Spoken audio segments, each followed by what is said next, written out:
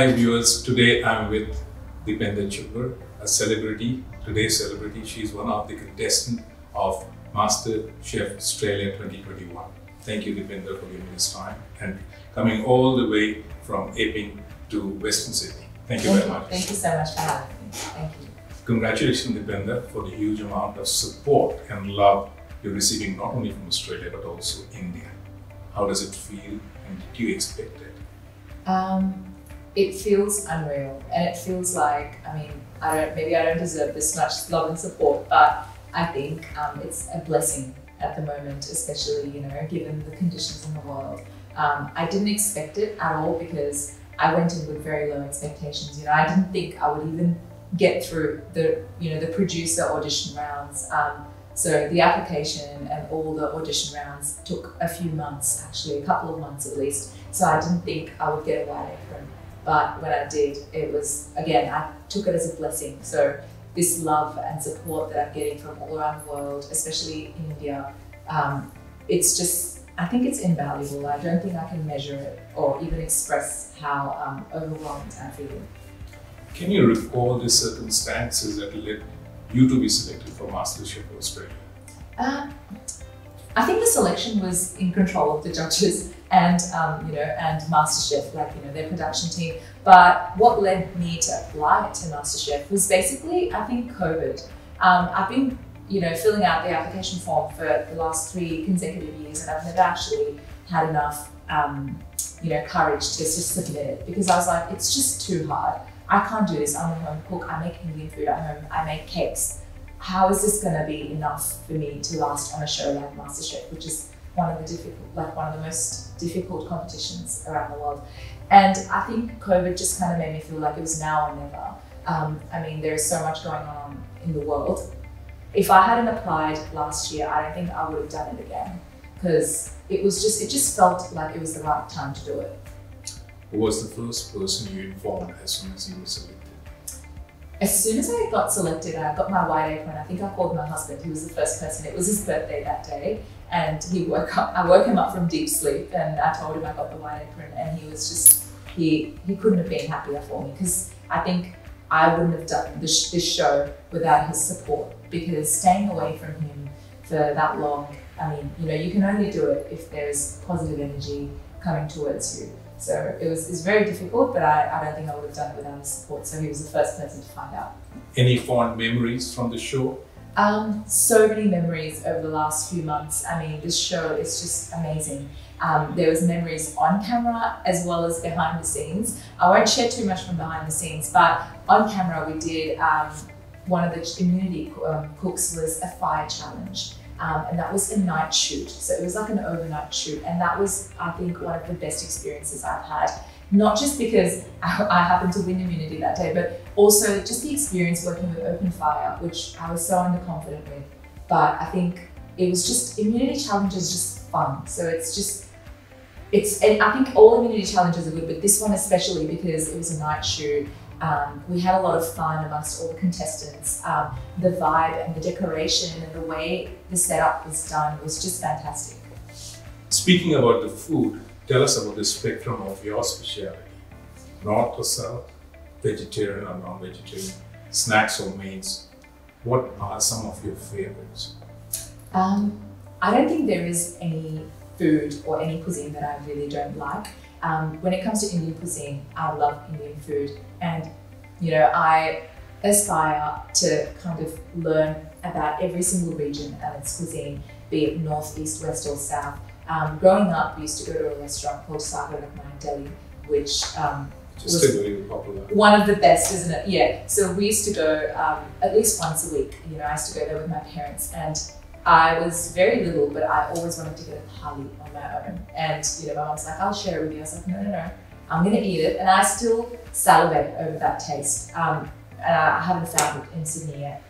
But that's something that exposed me to South Indian food at a very young age. And then we went to Narula's in Delhi. There's so many other restaurants, Indian Chinese restaurants that we went to. And Indian Chinese is some of my I think my favorite street food as well as my favorite cuisine. I was lucky enough to have my grandparents and my mum, who was actually from Gujarat. So we went there every year, sometimes twice a year, and we had a lot of like home-style Gujarati food as well as the snacks. And that is a whole, that's a different cuisine in itself.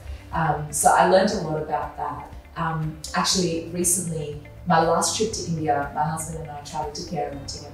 So we got exposed to some of the most authentic, Malayali food that I have ever tasted, and it's just delicious. Did you try an appam and this stew? Yeah, I tried appam and stew. One of my aunts is actually Malayali as well, so she made it for us back in Singapore a few years ago. But this was like super, super authentic. And we went and stayed on a houseboat, and I actually spent a lot of time hanging out with the chef out the back because I just wanted to know how he's doing, what he's doing, because it's amazing. Did you buy fish, fresh fish? Yes, yeah, we bought shellfish, we bought crabs, we bought fish, we got so much stuff, lobster as well. Food that we couldn't even finish, but it was there. Backwaters is really nice. Yeah. Is there any recipe you have adopted from streets of Delhi, where you are originally from? I think that's something that inspires me every day, the streets of Delhi. And that's something that I want to replicate and serve when I'm serving food to people. From like golgappe to chaat to raj kachori to even momos and dahi bhalle and just name it, like chow mein, like whatever I've grown up eating, I replicate that at home. I try and make these things at home at least once a week, and I absolutely love street food. And it could be even like the roadside jalebi. It doesn't have to be something too complex. Something that I'm trying to master for a very long time, but I haven't been able to, is aloo chaat. So we actually used to go to this place, and it was walking distance from our house, and my mom and dad used to take us, and it's aloo and shakardandi, that chaat, and it's just the best thing ever. And I'm trying to replicate it, and I've tried so many recipes, so many different ways. It tastes really good, but it's not that what I had when I was a kid, because I still know the taste of it. It's the chaat masala they make. It's the secret recipe that I don't have, unfortunately. Because one of the best food that chaat is on jab. Oh yes, I've had that too. That's the best. Yes. Your interest lies in baking and dessert. Tell us what it is about that fascinates so much about baking and desserts. I've been baking and making desserts out of curiosity to begin with. I started baking at home when I was in high school because I just liked eating cakes. My mum used to make birthday cakes for me when I was very young, and she used to have a massive aluminium round oven at home, and she used to make it, and she still got it. But now we've got our easy domestic ovens that we use. So that inspired me, and I don't think any cake tastes better than a homemade butter cake. Like just a simple vanilla butter cake, it's delicious, and the aroma of it just spreads across the whole house, and it just smells amazing. Desserts growing up kind of turned into a creative outlet for me because I loved art and craft. So when I started working full time, I needed a hobby. I definitely needed something that I can come back and do just to relax my mind, and I found it quite therapeutic. So I started making cupcakes, and I met my husband at the time when I just started working as a pharmacist, and I used to make him cupcakes, as like, an expression of love or care. He kind of encouraged me to make them too. He's like, oh, that was good what you made last week, can you make some more? So every time I used to meet him, I used to make cupcakes or a cake or something for him.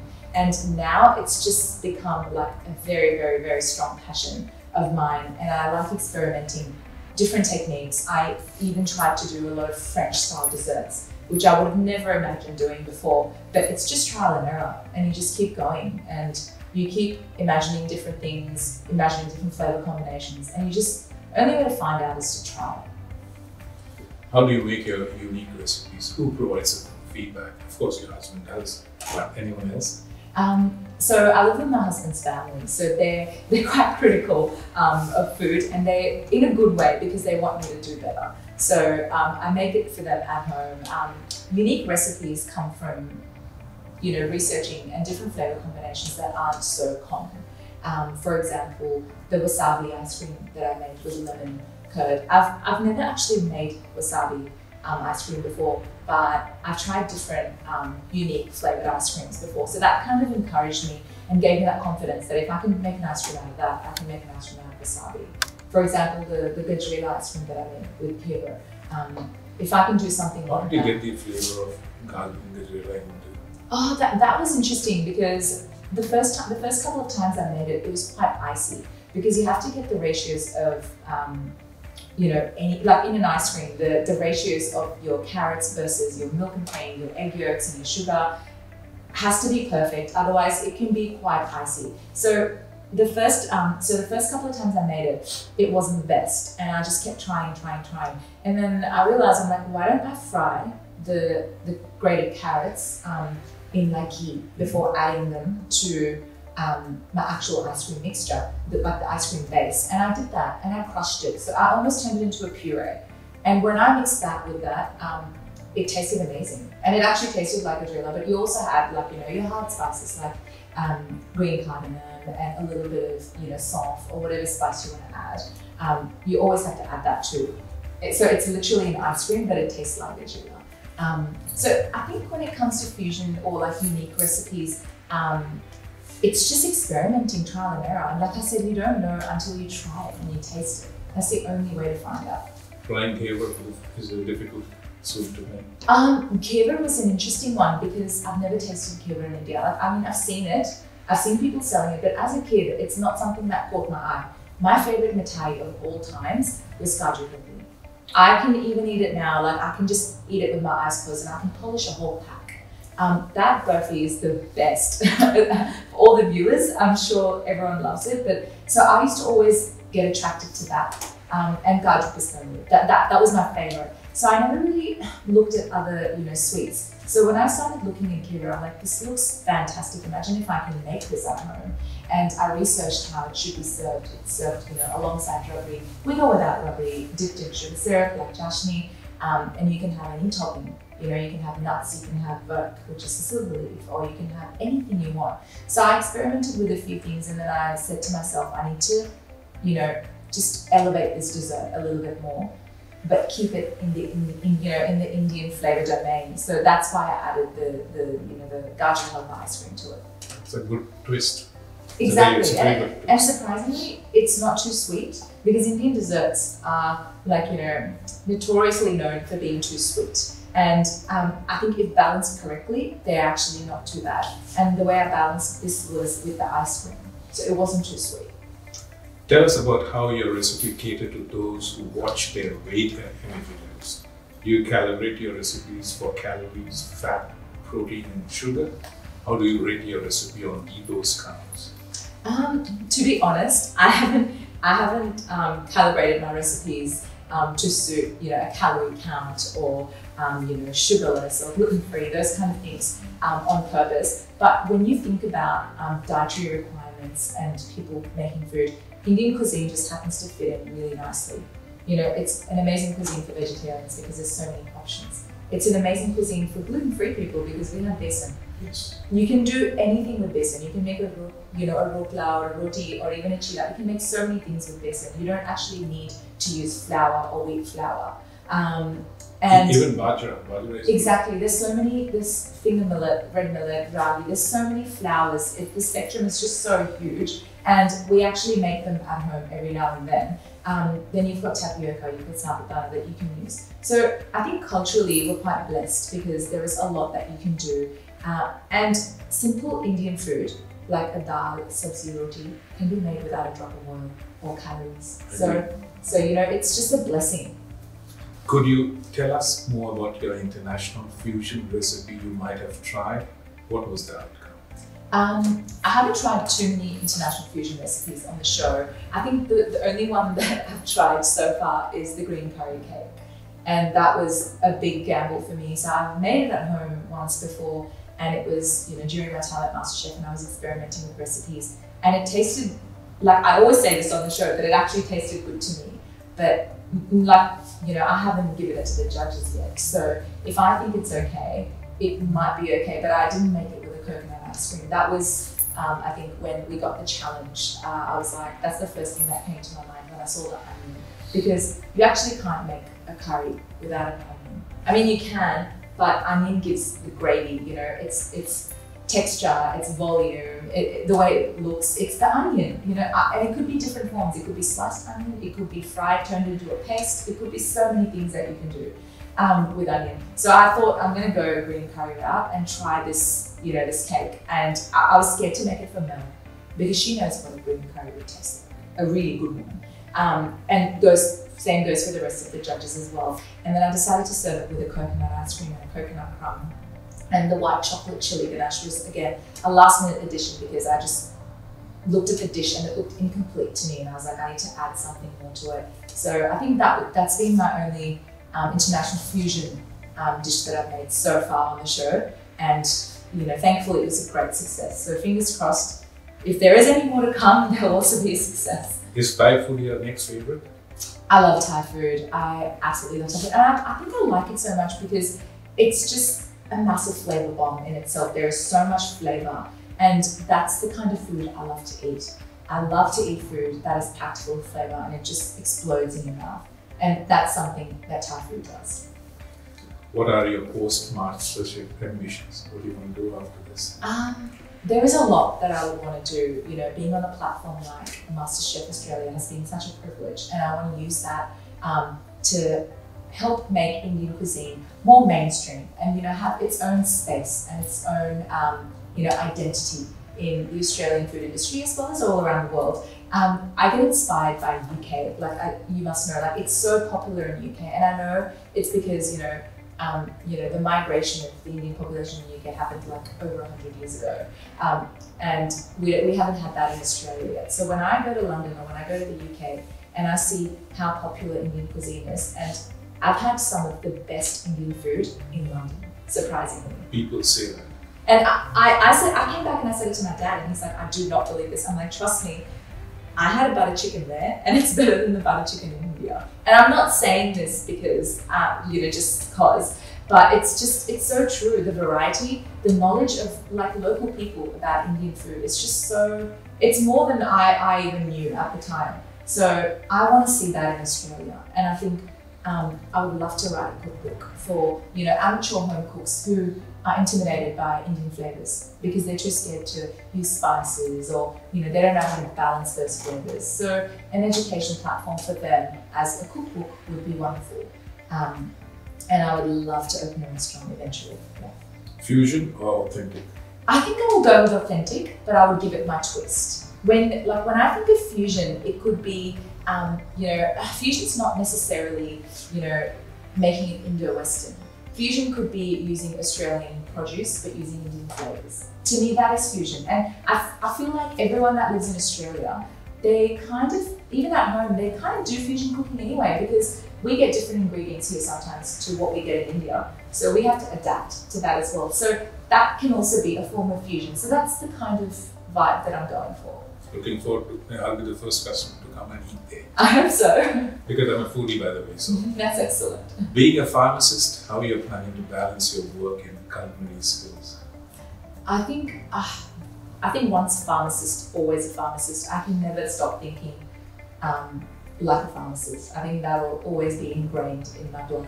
My dad is a pharmacist too. I come from a family that is full of health professionals, including my brother and my husband as well. So it's just all around me. So I can't shake it off, even if I want to. I'll continue to work as a pharmacist just to keep updated, you know, with what's going on in the clinical world. But food is where my passion lies. So that's where I would really want to, you know, take it to the next level, especially after being on MasterChef. Message for people waiting to be a part of MasterChef Australia in coming seasons. Absolutely. I mean, guys, if you want to go on MasterChef, it's an absolute life-changing experience. There is never going to be a better time, so you're just going to have to pick up that courage and just go for it. Thank you so much. Thank you, Depinder, for your time, and thank you for traveling from all the way from India to the Western Sydney studios, French studios, and this is my second interview in this new studio, French studio. Thank you very much. Oh, thank you so much for having me. It's been a pleasure. Thank you very much. Australia's first Indian magazine to have a national reach, Indus Age is the largest circulated South Asian magazine in Australia with 5 simultaneous editions, 55,000 copies printed monthly, 220,000 readers, largest network of clients, undisputed leader in community news. Indus Age is circulated in Sydney, Melbourne, Adelaide, Brisbane and Perth to over 525 outlets. Grab your copy now to get the latest on the community, news from India, Bollywood, music and much more. For more info, log on to www.indusage.com.au.